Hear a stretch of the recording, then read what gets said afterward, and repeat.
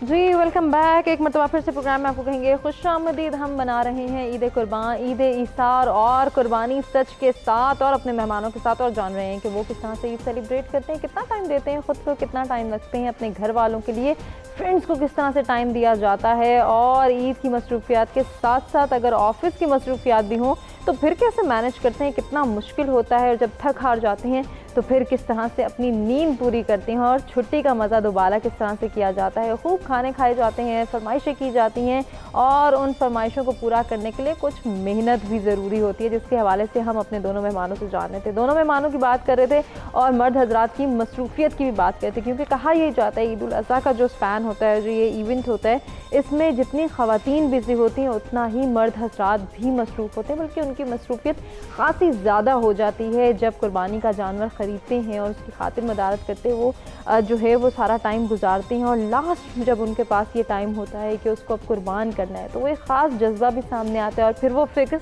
कि ये जो गोश्त अब हमारे सामने पड़ा है, इसको हमने तकसीम करना है उन गरीबों में, उन मसाकीन में, उन यतीमों में कि जिनका हम पर हक है, जो मुंतज़िर हैं हमारे कि हम आएँ और उनके साथ ईद का मज़ा दोबारा करें। और इसके बाद वो मरहला आता है कि जहाँ फरमाइशें होती हैं, जहाँ खाने का इंतज़ार होता है और दिल चाहता है कि अब मज़े मज़े की डिशेस जो हैं वो टेबल पर आ जाएँ और फ़ौरन से हम उनको चट कर जाएँ, और फिर ईद का मज़ा जो है वो हकीकी मायनों में दोबारा करें। या फिर किस तरह से जो है वो मैनेज करते हैं ईद के 3 दिन, क्योंकि सोना भी ज़रूरी है, कुछ टाइम जो है वो अपने लिए भी निकालना ज़रूरी है, कुछ पुराने दोस्तों को भी याद करना है कि जिनसे मुलाकात नहीं हुई, और फिर वही बात कि उस तबके का ख्याल रखना है, उन प्यारों का ख्याल रखना है कि जो हमारे मुंतज़िर हैं। तो स्केड्यूल बनाते हैं या फिर फिलबदी हो जाता है, जो भी होना होता है। नहीं, मगर ये रिवायत है कि जो ईद का पहला दिन होता है वो तो कुर्बानी और उसके बाद गोश्त के बांटने में होता है। बिल्कुल। तो दूसरा दिन होता है वो आप मतलब पहले दिन ये भी होता है कि अगर आपका घर ऐसा है कि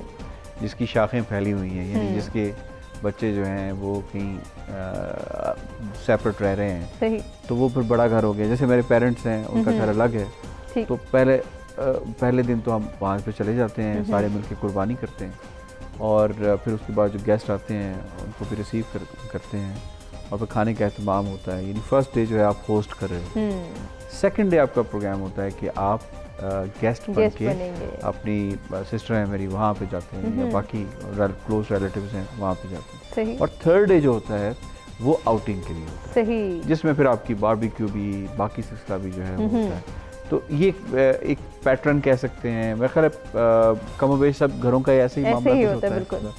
तो यही सिलसिला होता है। तो आप प्रेफरेंस देते हैं कि घर से बाहर जाके जब आउटिंग भी हो साथ, और साथ ही साथ जो है गेट टुगेदर का मज़ा भी हो, बारबेक्यू भी हो, या घर पे ही प्रेफरेंस होती है कि नहीं बारबेक्यू घर पे होगा, छत पे होगा, टेरेस पे होगा? कोविड की वजह से बाहर निकलने के लिए तो मेरे ख्याल मेरी इतनी प्रायोरिटी नहीं होती कि बाहर निकला जाए, और सारा वैसे भी मेरे ख्याल पब्लिक प्लेसेस को इतना आम तो नहीं किया गया अभी। लेकिन ये कि घर में एहतमाम, जैसे लेकिन अभी भी कुछ स्पॉट्स अवेलेबल हैं जहाँ पे जाके आप बारबेक्यू सेलिब्रेट कर सकते हैं। वो कर सकते हैं, लेकिन देखिए अगर स्पॉट्स अवेलेबल हैं तो शहर बड़ा है और जुड़वा शहर है, बिल्कुल, तो सिर्फ आपके लिए तो अवेलेबल नहीं है ना, और भी लोग आएंगे और वो करेंगे तो रश हो जाता है। तो फिर वही अगेन वो जो आप समझ लें कि चांसेस हैं एक्सपोज होने के, वो बढ़ जाते हैं। सही। तो एहतियात ज़रूरी है, खासतौर पर बच्चे आपके साथ हैं, बुजुर्ग आप अकेले तो होते नहीं हैं, बिल्कुल, तो बुजुर्ग आपके साथ हैं, ख़वातीन आपके साथ हैं। तो वैसे ख़वातीन को ऐसे कम लगता है कोरोना से ये डेटा से मैं बता रहा हूँ। अच्छा। 20 आई गेस 25 या 23% WHO की मैं फिगर देख रहा था, तो उसमें उन्होंने कहा है कि ख़वातीन जो है वो उससे लेस अफेक्टेड हैं। शायद उसकी वजह ये कि उनकी एक्सपोजर कम है, बाहर कम, ये वजह हो सकती है। That was on lighter note. तो बेहतर यही कि आप घर में एहतमाम, मेरा तो ऐसे घर में ही एहतमाम का सिलसिला है, वहीं पे मैंने आपको बताया कि थोड़ा खुश खुराक भी हूँ, तो वो घर की छत पे ही हमने बारबेक्यू का एक सिस्टम ऑलरेडी इंस्टॉल किया हुआ है। वो फिक्स्ड एक इंफ्रास्ट्रक्चर बनाया हुआ है उसके ऊपर ही, तो वहीं पे रख के तो हम बारबेक्यू। क्या बात है, यानी कि बारबेक्यू ज़्यादा से ज़्यादा जो है वो इनकी ख्वाहिश होती है कि हो भी, क्योंकि माशाल्लाह से खुद ही कह रहे हैं कि खुश खुराक है। तो यासिर ये बताएं कि जो लोग खुश खुराक होते हैं उनसे एक बात ये भी मंसूब होती है कि वो नई नई रेसिपीज़ ट्राई करने को प्रेफरेंस नहीं देते, वो कहते हैं जो हमारा मन पसंद है बस वही बने और बार बार बने। नहीं, मेरे ख्याल आपको नई रेसिपीज ट्राई करनी चाहिए। इसका डायरेक्ट ताल्लुक जो होता है वो आपके सफ़र के साथ होता है। सही। अगर आपने ज़िंदगी में सफ़र किया हो और मुख्तलिफ ममालिक में गए हों, तो आपको फिर अंदाज़ा हो जाता है कि जो सिर्फ आप खा रहे हैं यही जायका नहीं है, बल्कि दुनिया में और जगहें भी हैं। तो मुझे इत्तेफाक हुआ कई ममालिक में विजिट करने का, देखने का। तुर्की भी गया, गल्फ़ कंट्रीज़ के अंदर भी, फिर चाइना में भी जाने का इत्तेफाक हुआ। उनकी मुस्लिम जो एरियाज़ हैं, सिंकियांग का जो एरिया है, वहाँ भी जाने का इत्तेफाक हुआ। तो अंदाज़ा ये हुआ कि टेस्ट जो है वो हर जगह का मुख्तलिफ है। बिल्कुल। और आपको मुख्तलिफ चीज़ें ट्राई करती रहनी चाहिए। हम पाकिस्तान में रहते हुए देखते हैं बिल्कुल कि हर डायलेक्ट का जो है वो टेस्ट डिफरेंट है, वहाँ की कोई ना कोई किलोमीटर के बाद बदल जाता है। डेफिनेटली। तो आपके इलाके का, आपके जो वो रिवायती खाना है वो कौन सा है जो कि घर में पकता है तो पता चलता है अच्छा हम बचपन से जुड़ गए, हम अपनी जो है मेरा ताल्लुक कश्मीर से है, और आपको पता है कश्मीरी जो पकवान होते हैं वो बड़े मुनफरिद होते हैं। तो उसमें जो कश्मीरी यखनी है, उसमें गोश्ताबे हैं, उसमें आब गोश्त है, तो मुख्तलिफ किस्म की इस तरह की डिशेस हैं।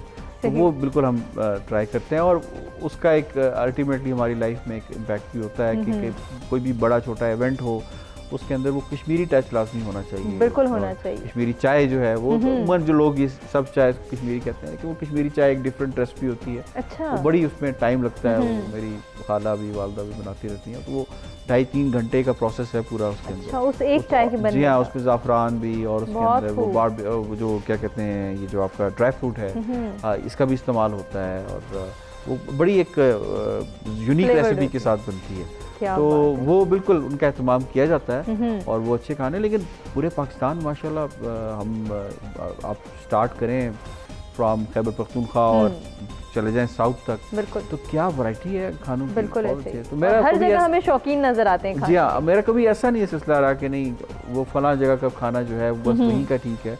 आपको थोड़ा इस हवाले से ज़रा ओपन माइंडेड होना चाहिए। सही, बिल्कुल होना चाहिए, बहुत ज़रूरी है। बड़ी अच्छी बात यासिर ने की है। अब जो हाल ज़्यादा जो है वो हम उस जज्बे की जानिब बढ़ते हैं जो कि ईद का हकीकी जज्बा है, इसार का जज्बा, कुर्बानी का जज्बा। ये जज्बा अपने नौजवानों के अंदर इनकलकेट करना और बच्चों के अंदर इनकलकेट करना कितना ज़रूरी है, और इसका बेहतरीन तरीका क्या है? काफ़ी ज़रूरी है, क्योंकि ये एक आपके रिलीजन और फिर काफ़ी पुराना ये है रिवायत, आप कह रहे हैं, या जो भी इसका है होनी चाहिए, ज़रूरी है। बल्कि मैं मेरे हिसाब से ये लाजमी है, क्योंकि अगर आप हिस्ट्री और उसको अगर आपने नज़र में रखना है तो ये बहुत ज़रूरी है ईद के हिसाब से। फिर सब कुछ उसके जो टीचिंग्स हैं, फिर कुर्बानी किस तरह होनी है, उससे क्या होता है, वो पुरानी हिस्ट्री और वाक़या जो वो सारे हैं इस्लाम के हिसाब से, वो बताने ज़रूरी है बच्चों को, क्योंकि नई जनरेशन जो है उसको आप जब तक कुछ बताएंगे नहीं तब तक उसको पता नहीं पता चलेगा। और आजकल की जनरेशन जो नई है, जो छोटे बच्चे वगैरह हैं, वो हैं भी कंप्यूटर और मोबाइल गेम्स की तरफ इतने ज़्यादा हैं कि वो आहिस्ता आहिस्ता इस चीज़ से हट रहे हैं। सही। तो उनको इस चीज़ पे पकड़ के रखना और उनको साथ साथ समझाना वो काफ़ी ज़रूरी हो रहा है। बिल्कुल, बहुत ज़रूरी। Totally agree. क्यों का जवाब बच्चों को लाजमी है। बिल्कुल, डेफिनेटली। कि हम जानवर क्यों खरीदते हैं, हम कुर्बानी क्यों करते हैं, डेफिनेटली, इसका पस मंज़र क्या है, हज़रत इब्राहीम अलैहिस्सलाम कौन थे, बिल्कुल, हज़रत इस्माईल अलैहिस्सलाम कौन थे, किस हुक्म के ऊपर उन्होंने जो है वो उनको कुर्बान करने के लिए नियत बांधी, और फिर उसके बाद ये कुर्बानी का सिलसिला कैसे चला। तो ये बच्चों को ज़रूरी नहीं है कि आप बहुत ही मुश्किल और शकील अंदाज में उनको समझाएं, बड़े लाइटर वे में आप उनको बता सकते हैं, बड़े लाइट वे में बता सकते हैं, ताकि वो समझें उनको ये चीज़ें। तो आहिस्ता आहिस्ता, क्योंकि बच्चों की कैपेसिटी होती है ना, छोटे, अब मेरी 2 बेटियां हैं माशाल्लाह, तो वो अल्हम्दुलिल्लाह वो फिर एक 7 साल की है और एक 5-4 साल की, तो वो मुझसे पूछती हैं।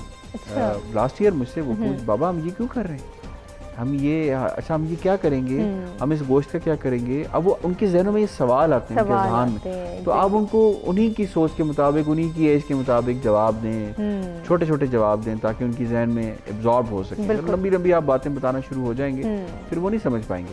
फिर बाय द टाइम जब वक्त गुजरता है, फिर उनको समझ आना शुरू होती है, अच्छा मेरे वालिद ने मुझे ये बताया था, या वालिदा ने मुझे ये बताया था। तो मेरा ख्याल है फ़लसफ़ा बताना बहुत ज़रूरी है कि गोश्त हम वैसे खाते रहते हैं, अल्लाह का शुक्र है, हर शख्स की दस्तरस में है, ठीक है, लेकिन वजह क्या है, इस ख़ास दिन के ऊपर जो कुर्बानी के जानवर को घर में लाना, सही। उसको पालना, उसकी खिदमत करना, फिर उसकी कुर्बानी करना, फिर वो जो गोश्त है अपने पास ना रखना बल्कि लोगों में बांट देना, ठीक है। तो वो एक प्रोसेस है, उस प्रोसेस की लॉजिक बच्चों को अगर समझ आ जाती है तो आप समझें कि फलसफा समझ आ गया। डेफिनेटली। और सिर्फ इस फलसफे को समझाना नहीं है बल्कि उनके जहनों में एक छाप छोड़नी है कि इसमें से दिखावा निकल जाए। ये जो दिखावा बहुत ज्यादा आता जा रहा है हमारी सोसाइटी में, इसको भी हमने कंडेम करना है। उसको बेसिकली ज़रूरी है कि नेचुरल बनाया जाए, कि आपके जो एक टीचिंग्स में है वो एक नेचुरल चीज़ बने। वो ये ना हो कि सिर्फ दिखाने के लिए आप मुंह पे कर रहे हो। बेसिकली वो सिखाना कि वो बकरे को छुरी फेरना, वो भी एक है कि आप खुद छुरी फेरो। तो वो ये विद टाइम ये चीज़ें साथ साथ सिखानी चाहिए, बिल्कुल सिखानी चाहिए। और वो हमसाए जिनके इतने हुकूक हैं, हम उन्हीं को दिखा रहे होते हैं कि अच्छा जी वो नहीं लेके आया, हम देखो इतना तगड़ा बकरा लेकर आ गए, या हमारा जो जानवर सबसे बड़ा है, सबसे खूबसूरत है, इनका जानवर कमज़ोर है। ये चीज़ भी बच्चे सीख रहे हैं और बच्चे फिर इसको रिपीट करते हैं क्योंकि वो घर पर शायद सुनते हैं। तो यासिर, इस चीज़ को भी हमने ख़त्म करना है। ये जो मिलने का, बैठने का और एक जगह एक जान बनने का जो कॉन्सेप्ट है, इसको भी इन त्योहारों के ज़रिए रिवाइव किया जाए। बिल्कुल बिल्कुल। फिजिकल मिलने का तो मैं नहीं कहूँगा क्योंकि सोशल डिस्टेंसिंग है। अदरवाइज जो इसका आप समझते हैं कि मॉरल ऑफ द स्टोरी से हम कह सकते हैं, जो इसका नतीजा हम निकाल सकते हैं वो यही है कि हमें इस दिन में, ख़ास तौर पे इस दिन में जो भी अपने रिश्तेदार हैं, जिनमें गुरबा भी होते हैं, जिनमें वो लोग साहिब सरबत भी होते हैं, जिनमें जो मिडिल क्लास है वो भी होते हैं, उन तमाम तक रसाई ज़रूरी है। ऐसा नहीं है कि जी आप सिर्फ ये कहें कि इस दिन को मखसूस या मुख्तस कर लें अपने जो गरीब रिश्तेदार हैं उनके लिए। नहीं, ऐसा नहीं है। रिश्तेदार की कोई डेफिनेशन उसके स्टेटस के हिसाब से नहीं है। रिश्तेदार तो रिश्तेदार है आपका। तो आप अपने दिल के अंदर कदूरतें ख़त्म करके और कोशिश ये करें कि तमाम लोगों तक आपकी रसाई हो।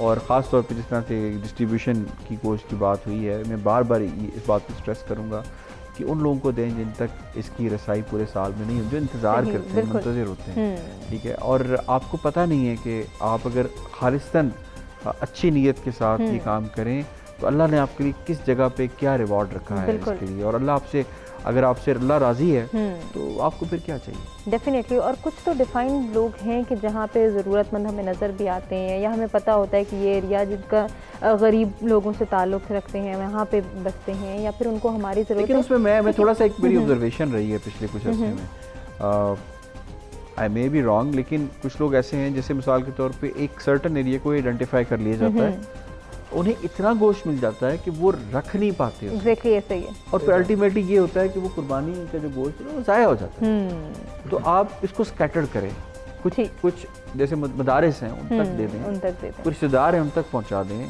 फिर आपको कुछ और लोगों का पता चलता है आप उनको पहुँचा दें। और इसका एक तरीका बेहतरीन ये भी है कि आपका कुछ पोर्शन आपके घर में ऐसा रखा जाना चाहिए, जैसे आपके घरों में बच्चे आते हैं, वो घंटियाँ बजाते हैं, वो आपसे मांगने की कोशिश करते हैं। तो ये भी सिलसिला होना चाहिए, मतलब आप ऐसे कि इक्वल डिस्ट्रीब्यूशन का एक कॉन्सेप्ट हो।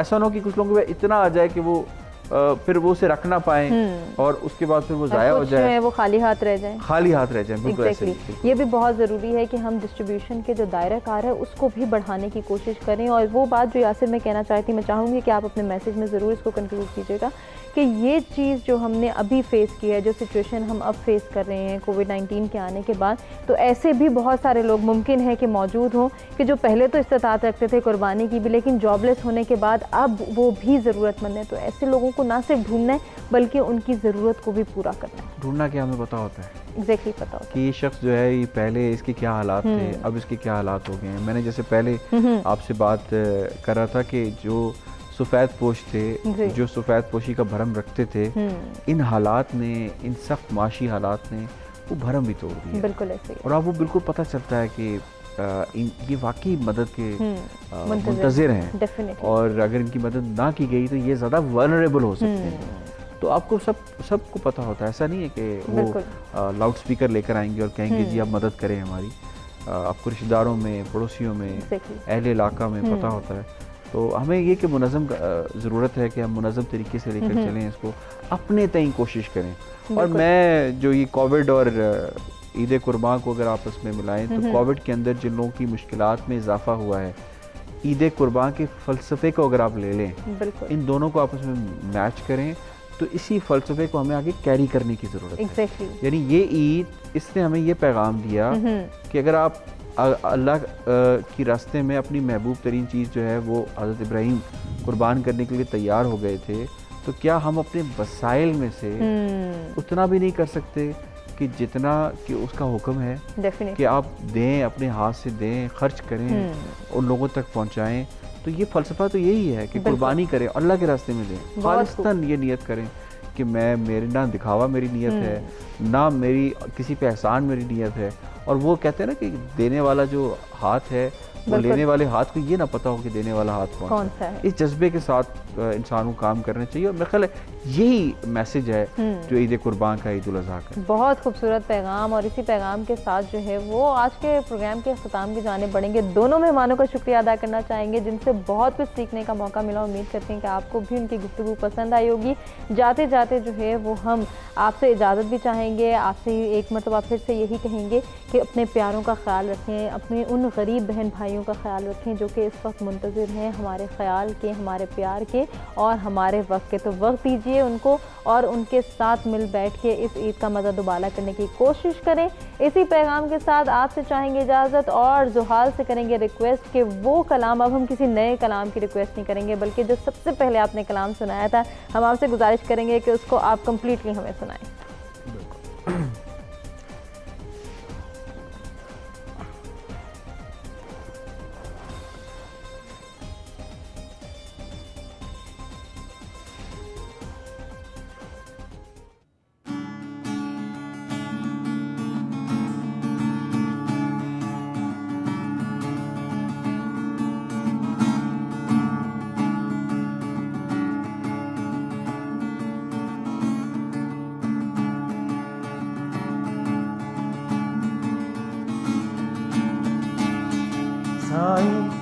तू ही मेरा सच्चा साईं, तू है मैं तेरा बंदा, तू ही मेरा मौला साईं, तू ही मेरा मौला साईं।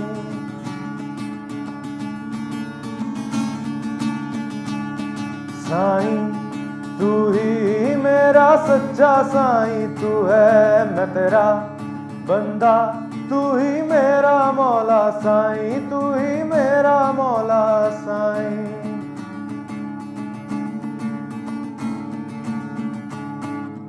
तन में तू है, मन में तू है, रूह के अंदर तू है। तन में तू है, मन में तू, रूह के अंदर तू है।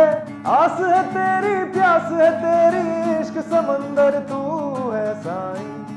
तू ही मेरा सच्चा साईं, तू है मैं तेरा बंदा, तू ही मेरा मौला साईं, तू ही मेरा मौला साईं। ओ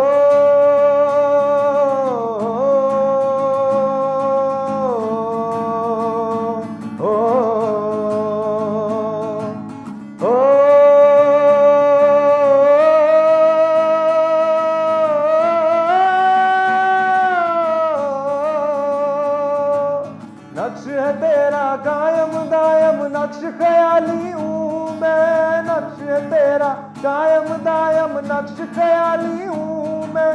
तू ही मालिक, तू ही राज़िक, तेरा सवाली हूँ मैं साईं। तू ही मेरा सच्चा साईं, तू है मैं तेरा बंदा, तू ही मेरा मौला साईं, तू ही मेरा मौला साईं। ओ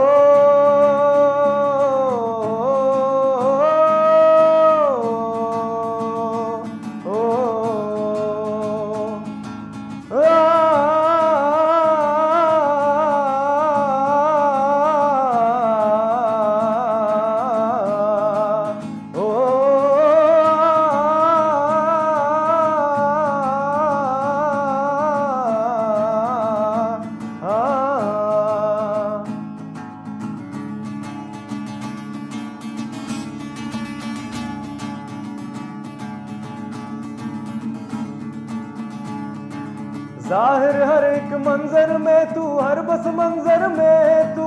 जाहिर हर एक मंजर में, हर बस मंजर में तू। मंदिर में तू, मस्जिद में तू, जीवन सागर में तू साईं। तू ही मेरा सच्चा साईं तू है, मैं तेरा बंदा, तू ही मेरा मौला साईं, तू ही मेरा मौला साईं, तू ही मेरा मौला साईं।